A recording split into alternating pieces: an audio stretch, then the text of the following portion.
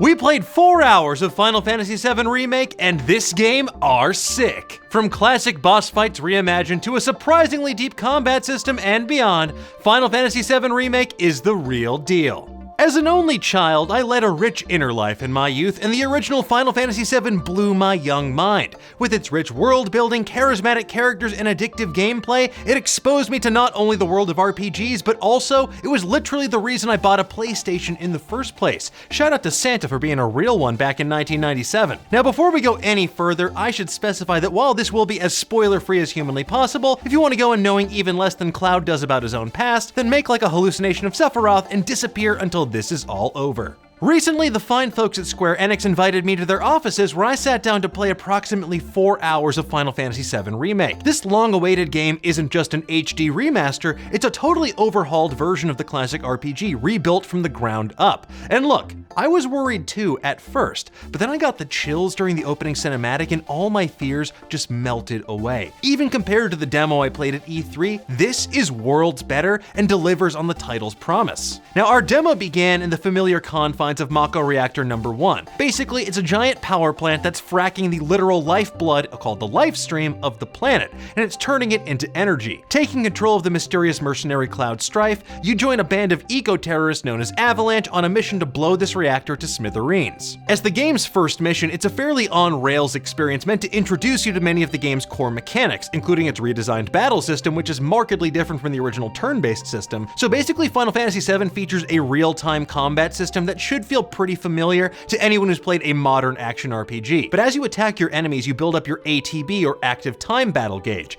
And this is a throwback to the OG game. It lets you pause time to issue commands to your characters. From advanced magical spells to souped up physical attacks, the ATB gauge adds a surprising amount of depth and strategy to the combat experience. And this isn't just like a mindless hack and slash experience either. You need to dodge, parry, and critically think about how to take down your foes, or you're gonna wind up this human Jackson Pollock painting splattered against the reactor wall. And honestly, this is the first time since I was in the 4th grade that the Guard Scorpion boss felt genuinely menacing. Final Fantasy VII Remake's graphics don't just look pretty, they create a more immersive experience from a narrative perspective too. As I escaped onto the streets of Sector 8 in the post-explosion chaos of blowing up the reactor, it felt more tangible than ever before. Terrified people flooded the streets, some nursing injuries, others bemoaning the attack that had just taken place. What Avalanche had just done was ostensibly for the greater good, but it also had a very real, very human cost, and nowhere was that clearer than in Final Fantasy VII Remake. And on a lighter note, I can't state enough how good these graphics look. I had no idea the Shinra president and Heidegger were supposed to look that menacing way back in their low poly counterparts in the original. I mean, just look at these originals compared to the high-res versions. It's honestly shocking. And speaking of the original, as I mentioned earlier, this isn't just like a point-by-point remake, and nowhere was that more evident than in the assault on the Sector 5 Mako reactor. This mission finds our heroes trying to bomb yet another Mako reactor, only to be caught in a trap set by the sinister Shinra company. This time around though, you can take matters into your own hands and make the infamous Airbuster boss a little bit easier by defeating enemies and unlocking various keycards, which you can use to disable different weapon systems. But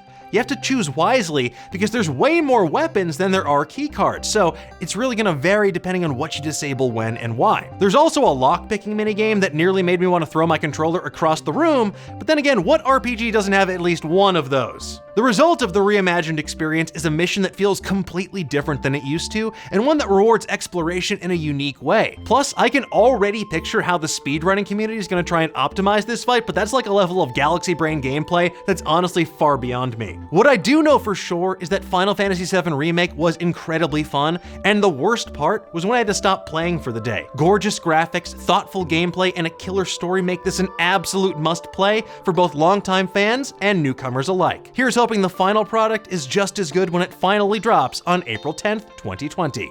But what do you think? Will you be playing Final Fantasy VII Remake? What's the most frustrating minigame you've ever played? Let's discuss. Thank you so much for watching. Be sure to like and share this video with your friends and subscribe to our channel while you're at it.